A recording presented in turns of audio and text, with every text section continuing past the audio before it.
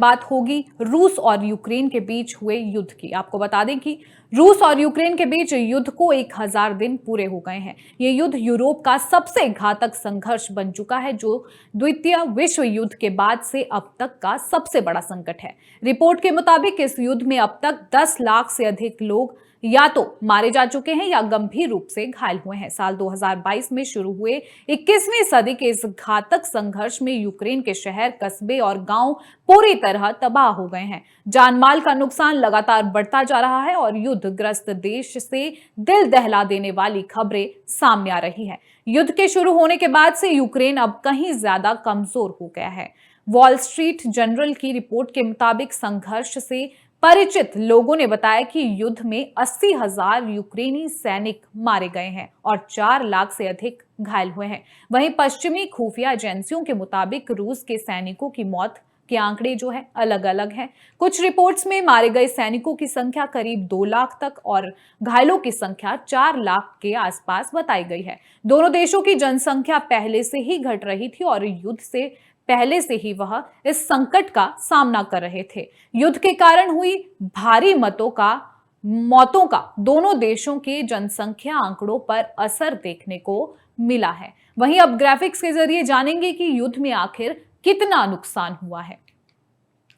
अगस्त 2024 तक यूक्रेन में कम से कम 11,743 नागरिक मारे गए और 24,614 घायल हुए हैं। ये आंकड़े असल में और अधिक हो सकते हैं, खासकर उन इलाकों में जहां रूस का कस्बा है, जैसे मारिपुल।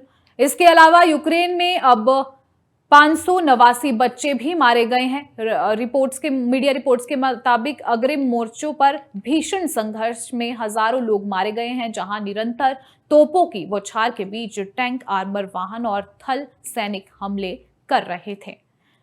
आपको बता दें कि दोनों पक्ष युद्ध में मारे गए अपने सैनिकों के आंकड़ों को राष्ट्रीय सुरक्षा के लिए गोपनीय रखते हैं और पश्चिमी देशों की खुफिया रिपोर्ट्स के आधार पर दिए गए अनुमानों में बहुत अंतर है। अनुमान है कि रूस को भी सैन्य हताहतों के मामले में भारी नुकसान हुआ है। भीषण युद्ध के दौरान रूस के एक दिन में ही 1000 से अधिक सैनिक मारे गए हैं। यूक्रेन के राष्ट्रपति वोलोदिमीर जेलेंस्की ने फरवरी 2024 में कहा था कि 31,000 से अधिक यूक्रेनी सैनिक मारे गए हैं, जिसे विश्लेषक सही अनुमान मानते हैं। बता दें, युद्ध के चलते यूक्रेन की जन्म दर 2.5 साल पहले की तुलना में अब 1/3 रह गई है। करीब 40 लाख लोग यूक्रेन के भीतर हैं, विस्थापित हुए हैं, जबकि 60 लाख से अधिक यूक्रेनी नागरिक विदेश में शरण ले चुके हैं। युद्ध के कारण यूक्रेन की जनसंख्या में करीब 1 करोड़ से अधिक लोगों की कमी आई है, जो इसकी जनसंख्या का लगभग 1/4 है। इसका मतलब है कि यूक्रेन की 25% जनसंख्या जो है खत्म हो गई है। यूक्रेन की सरकार के अनुमान के मुताबिक युद्ध का दैनिक खर्चा $140 मिलियन से भी अधिक है। यूक्रेन ने 2025 के प्रस्तावित बजट में करीब 26% यानी $53.3 अरब रक्षा पर खर्च करने का लक्ष्य रखा है। यूक्रेन का ऊर्जा क्षेत्र सबसे ज्यादा प्रभावित हुआ है, क्योंकि रूस लगातार यूक्रेन के दूरदराज के बुनियादी ढांचों को निशाना बना रहा है। इसके अलावा यूक्रेन दुनिया के प्रमुख अनाज उत्पादक देशों में एक है और युद्ध की शुरुआत में इसके निर्यात में रुकावट ने वैश्विक खाद्य संकट को और अधिक बढ़ा दिया था। हालांकि अब यूक्रेन ने इस स्थिति से उबरने के लिए उपाय खोजे हैं और निर्यात अब काफी हद तक फिर से बहाल हो गया है।